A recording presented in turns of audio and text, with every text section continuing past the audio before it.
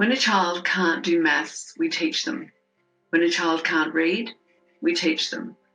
When a child can't behave, we punish, berate, send them home, call their parents, use any number of consequences or reinforcers. Disruptive student behaviour pushes our buttons, interrupts learning, and generally makes life difficult for you, the teacher, and for your other students. And when you have a whole class being difficult and disruptive, or a group of students in your class that are bouncing off each other, the problem is magnified. Many teachers will say that kids should already know how to behave when they come to school. And on the face of it, that seems pretty reasonable. But when you take into account different home lives, levels of trauma, learning difficulties, and the simple fact that school is not the same as home, and so the expectations are different, you can see that teaching your expectations and supporting students to follow them can make your life so much easier.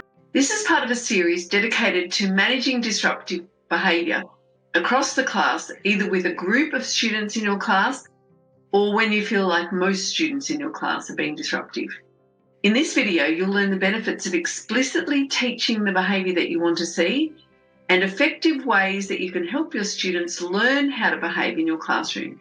And you'll learn the importance of teaching behaviour just as you would teach a maths or a science concept.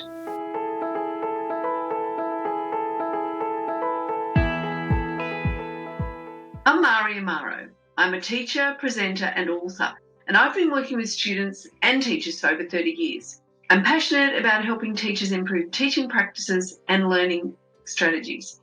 I combine research and experience to provide teaching strategies that improve student learning by improving classroom management.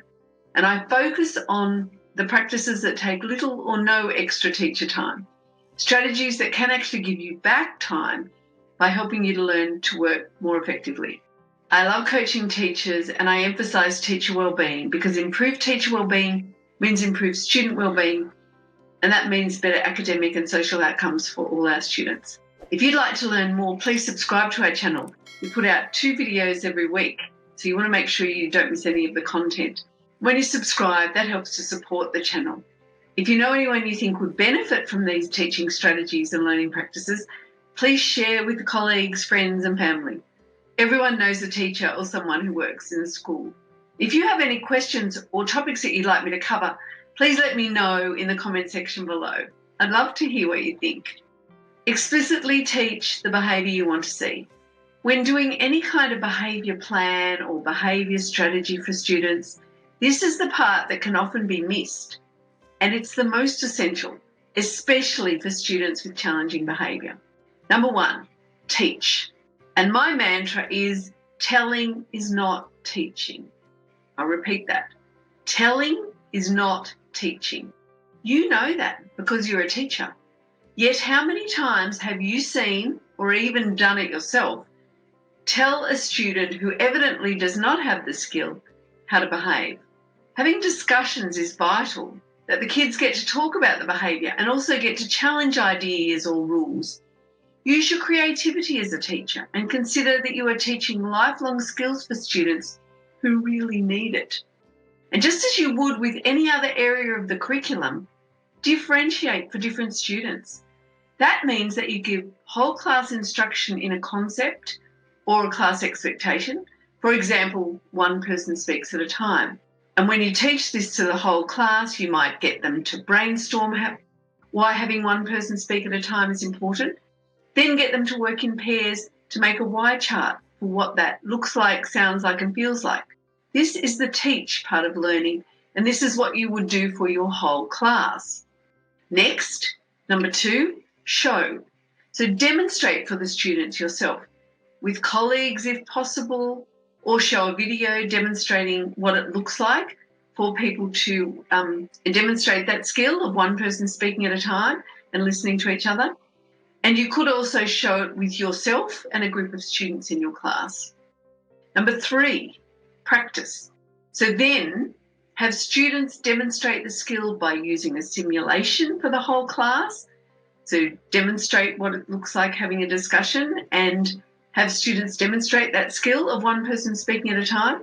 You could also use a fishbowl exercise, and that involves a small group of students sitting in the centre of a circle, having a discussion, showing those skills of listening and allowing one person to speak at a time. The rest of the class then watches, listens, and then discusses what they have seen. Give students opportunities to learn and practice those specific behaviours in context. For example, when you're doing a lesson and you're having a discussion, reinforce kids when they are allowing one person to speak at a time. So let them know that that's what they're doing. If you're using a different expectation, for example, you might be teaching your call to order, decide what it's going to be as a class, get students to chat, and then use your signal. Use your body language, smiling, nodding, thank you to some students, and then wait till you have 100% attention before you give in any instructions. And make it a game by timing the class to see how quickly they can respond, and then use positive reinforcement for students who respond promptly. Number 4, use a precorrect. If you're trying to reinforce that focused behaviour of one person speaks at a time, when you're having class discussions in your regular teaching, go over the concept of one person speaking at a time before you have the discussion, and then give positive feedback to the students when they're showing the skill. If you'd like to learn more about what a precorrect is, check out our video on what a precorrect is and how you can use it effectively to support students in your classroom. Number 5, reteach. So now, just as you would in any other subject area, if there are students that you identify that cannot follow this expectation, give them some additional support, which may look like small group work, visual reminders, pre-warning, as well as a precorrect. And you also may use a secret cue between you and the student for when they're not displaying the skill. And you may also use an individual reward program for a student who you're trying to get on board. Number 6, display your expectations. We all need visual reminders to let us know of the expectations in different settings. Think of stop signs, quiet signs in hospitals and libraries, and places where we have no phones signs, like in planes. Visual reminders in the classroom help students to remember what they're meant to be doing.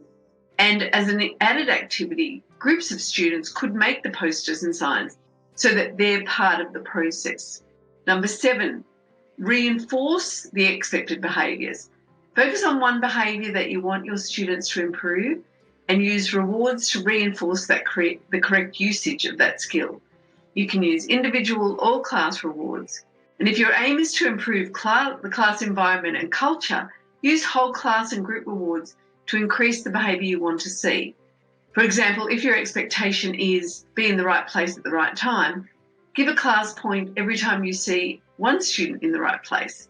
And then you could fade the rewards by giving the class a class point only when all students are in the right place. In the next video in this series, I go deeper into how to use positive reinforcement to improve classroom behaviour and reduce disruptive student behaviour and increase the likelihood that the behaviours that you want to see increase. So check out those videos as well. Thanks for watching. Stay safe and happy teaching.